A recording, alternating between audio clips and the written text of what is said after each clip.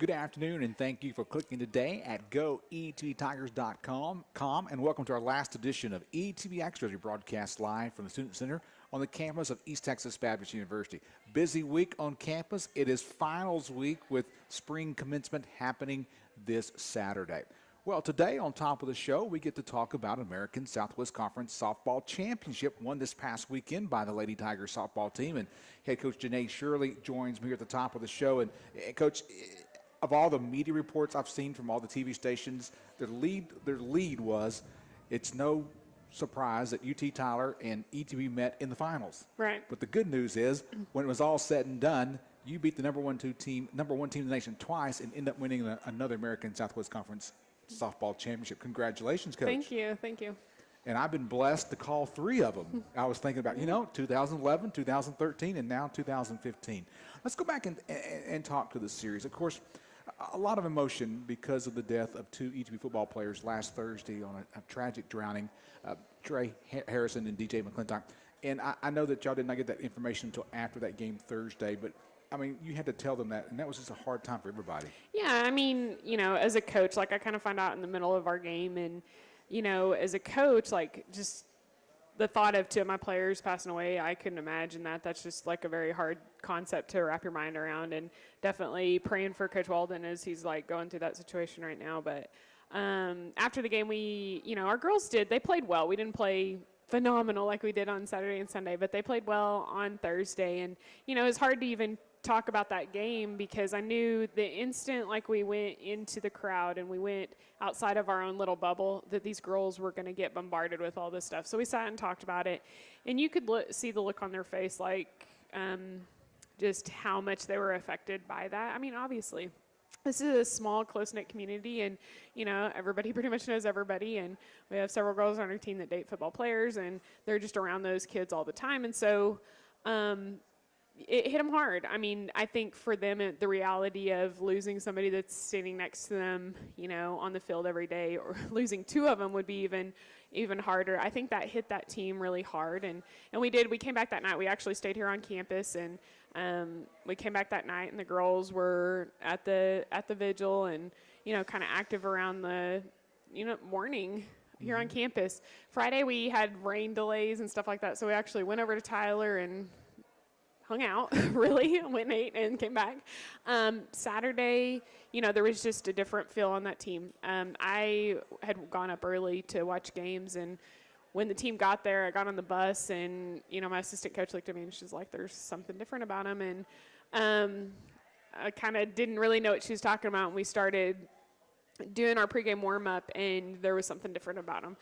One of the things that they kept saying was that it wasn't about us anymore. And, they finally figured out what being a teammate is, and just knowing that somebody, a teammate, gave his life for another teammate was something that hit them hard, and they really, had a lot of respect for that and wanted to do that for those two kids and for this community, and they did. It showed on how you got to witness all three of those games, and, just seeing how they respected the game so much more and how they played hard, and they played together as a team, and it's hard to beat somebody that's playing for something like that, and they proved that this weekend. Of course, she mentioned the different kind of I don't want to say energy, but a different focus on what was happening during the weekend. And when I went over for batting practice inside the cage on Saturday, the team was every pitch, somebody hit something, they were rooting for their teammate and stuff. Something I've never seen them that loud before a game like that. And asked you afterwards, have you ever seen this before? And no, but totally different. And in honor of Trey and DJ, the players on their wrist had put their numbers and names on their wrist with all those bands they wear because of victories. Yes. Sad day on campus, but of course our hope is in Christ, and our hope is in eternal life through Jesus. And it was just a difficult weekend for the Tigers and the Tiger family. But let's talk about the nuts and bolts of the weekend. First of all, we got to say congratulations to Kelly Jo McClendon. She this week, just today, now named the National Fast Pitch Coach Association Pitcher of the Week for her phenomenal performance during the tournament. She beat UT Tyler twice, was the winning pitcher on Thursday against UT Dallas. Not only she was the most valuable player, she's also a National Player of the Week. Talk about her performance, being a senior and stepping up in that circle and doing what she needed to do. Well, Kelly Jo, through her 4 years here, she has been a very good pitcher for us, and she's won a lot of games. And, over the past year or so, I think confidence has been one thing that she's really, struggled with. And, that's the one thing that kept her from, finishing those big games and stuff like that. And I think this weekend going into it, she found her confidence and she realized that she could do it. We've had a great year as far as on the mound. Rocky Tello has kind of come out of nowhere and put up a lot of innings for us and really helped us get there. And, we did going into that game, we went with Kelly Jo for the fact that we felt like she was a good matchup for UT Dallas. And she threw 3 really good games against them during the season. And, after her performance in that game, decided to try her again. And so, sometimes it's matchups, not necessarily who's done what they've done. And so, got to give Rocky a lot of credit for getting us to the point where we got, and Kelly Jo for, just believing that she could. And she did. She had a phenomenal weekend. On the game Thursday, which ETBU won 8-5 over UT Dallas, Kelly Jo started the game, and Rocky came in relief and got the save, which I think is her first save of the year. Yeah. But it's good that she came in there. Jamie Perez had a home run and 3 RBIs in the ball game. Lindsey Lewis 3 for 4 at the plate in that game, and then it puts you in the winner's bracket. And of course, UT Tyler in the winner's bracket as well in the semifinal game on Saturday, and you jumped out to a 4-0 lead. Yeah. I mean, you had a single that brought in an RBI from Jessica Bowden, and then Alexis Padilla. Yeah. She gets up there and hits an opposite field home run with runners on base, and you're up 4-0 at the top of the first. And you and I know that's still not enough runs sometimes. Yeah.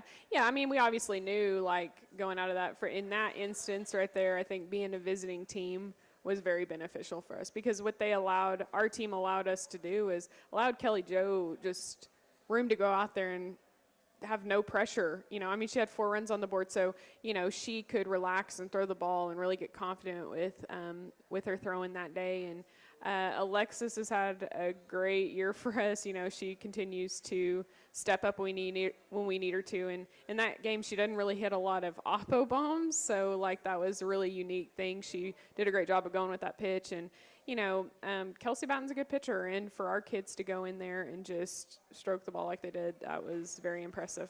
Graduate assistant Kenneth Klein helped me with the broadcast on Saturday, and I think we came out of our seat when Padilla put the opposite field home run over the left field fence, and went, that's 4 runs on the board already. Of course, you go in and win that ball game 6-1. It puts UT Tyler in the loser's bracket. They go through the loser bracket, and you come to Sunday afternoon to face for the championship, which you've been there before. What helped you make the decision to go with Kelly Jo again? Well, like I said, she had done a great job of kind of neutralizing them the day before, and it's hard to neutralize them. Again, Kelly Jo, just how she throws, she keeps the ball in the ballpark, she throws down a lot, and so that was part of the factor going into that. It was kind of a gamble for us, because we knew there was a possibility of us having to play 2 games that day, and our thought process was, we kind of had to be careful through that game, because we didn't want to burn Rocky if we had to go to another game, because she was who would have started the second game. And so we kind of played that by ear, as the game went on, and we saw that we were, we were never really blew away with that game. 2 runs is really not enough to, keep you in it all the time. And so it was just kind of seeing how the situation dictated, and we took a chance, starting that way and hoping that we could, take away that first game. This is, it's happened to us last year. We won the first game and then got in a situation where we got beat twice. And we were hoping that wouldn't happen again. And but it was bittersweet, and the girls did a great job of following through. We talk a lot about the home runs the Lady Tigers hit. We talk a lot about the batting averages they have. But you know what impressed me the whole weekend was the play of your defense. I mean, Jessica Bowden at third base, Lindsey Vasquez out in center field. Of course, you're infield with Caitlin Hollingshead, and just your defense really kept you in all those ball games. Talk about the play of your defense, and looking at it from a coaching standpoint, the plays that were made. Well, this entire year, our defense has just been rock solid. We kind of went into the spring season nervous and not really knowing where we're at. We kind of ended up the fall with really one short infielder. Lindsay Lewis kind of bought into what we asked her to do. She's come here as an outfielder, and we put her in the infield in a position that she's not necessarily as comfortable being in. That really did change our dynamic, and she just helped seal the deal on our infield. But those kids, Shelby Parker was a strikeout pitcher, so those kids didn't really have to make a lot of the plays that they're making. And Rocky and KJ aren't. They put the ball, their ground balls and things like that. And so there was a lot put on them at once, like asking them to make a lot of these plays and stuff like that. And without a doubt, Caitlin Hollingshead has had a phenomenal year. I mean, she has made some plays that I can't imagine that she's, how she's done it. But across the board, we've been solid defensively. Even in the last game, Jamie Perez making a kid that had never really played the outfield before. We put her out there and she made a diving catch in right field. So, they're just playing hard and doing what it took to keep us in games. So we've been very impressed with our defense. All right, I want to go to the bottom of the 7th inning. Championship of the American Southwest Conference on the line. You've got 2 outs. And then UT Tyler's Kayla Prathy hits a triple, ends up on third base. Raven Rodriguez at the plate. We know that Raven can put it out of the park. What's your coaching staff? What are you thinking about? Oh, what do we need here? No, I mean, obviously I was hoping that we would get through that. Kaylee's had a great year for them. She's a local kid that we've seen play a long time, and she's had a great career, and we knew she'd make it tough for us, and she did. And then getting to Raven, who's had a phenomenal year all year. She's hit lights out. We knew that Kelly Jo was going to have to come up big, and she did. And that was one thing that kind of set her apart this weekend is every time we needed, we had runners at second and third, and she'd come up with a big strikeout. And that happened multiple times. And she came up big and got that out, and, we're very pleased. Yeah, Rodriguez hits a fly ball to Jamie Perez, who's normally not an outfielder, but has been playing in all kinds of places this year. She makes the final catch. When you saw Perez make that final catch, how did you celebrate, Coach? Oh, my gosh, I just had to, kind of put my hands over my face, and it took a lot to fight back the tears because I know how far this team's gone, and they had an emotional weekend, and you should have just seen this team afterwards. They literally left everything on the field. They were exhausted, physically, emotionally, mentally. There was just nothing left, and that's when you've done what you needed to do. So the Lady Tigers win their 8th American Southwest Conference Championship, their 2nd in the last 4 years. Automatic qualifier into the NCAA Regionals. Tell us what's ahead for your team.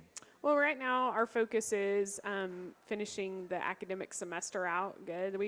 The girls did have a hard weekend, so we gave them a couple days off, and their focus is to do well in their finals.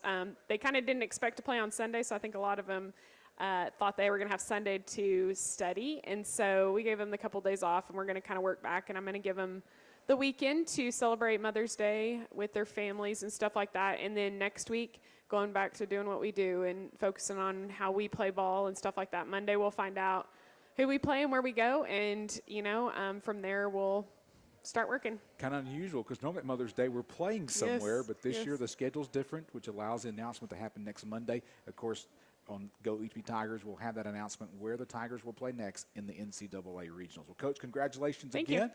That's your 3rd American Southwest Conference Championship as the head coach. Thank you. Glad to see all 3 of them. Yeah, Of course, we're not finished. and maybe you're our lucky charm. Maybe so. We need to let David Weaver know that. I'll let him know that when I see him next time. All right, congratulations once again to Lady Tiger softball team, the 2016 American Southwest Conference softball champions, and they wait until Monday when they hear from the NCAA to where they play next in the NCAA regionals. Don't go away. We still got more to talk about Tiger sports. We're going to talk Tiger tennis, Tiger baseball, and Tiger track and field. It's coming up next on ETBU Extra.